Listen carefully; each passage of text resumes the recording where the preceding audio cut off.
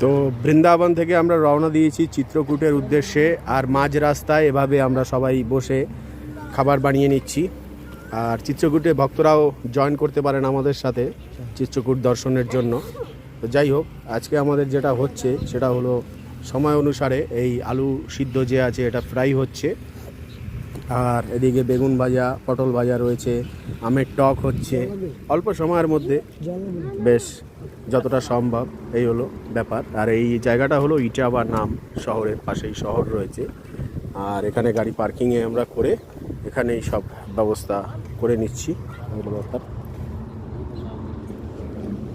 তো যাই হোক, আপনারাও আসবেন, এভাবে আমাদের সাথে জয়েন করতে পারেন। আমরা হরিদ্বার, ঋষিকেশ, তারপরে এদিকে চিত্রকূট ধাম, এদিকে হস্তিনাপুর, কুরুক্ষেত্র সব কিছু এই প্রোগ্রাম করব আগামীতে। এই প্রত্যাশা নিয়েই আর কি আমাদের এই চেষ্টা এরকম আর কি। আর আমরা সুন্দরভাবে গাড়িতে করেই সব যাত্রীদেরকে নিয়ে যাব। আর পিছনে লাগেজ টাগেজ আমরা সব এভাবেই আবার সাজিয়ে গুটিয়ে কিছুক্ষণের মধ্যে আবার বেরিয়ে পড়ব চিত্রকূট ধাম। যেতে যেতে মোটামুটি 7টা 8টা বেজে যাবে এরকম আশা করছি।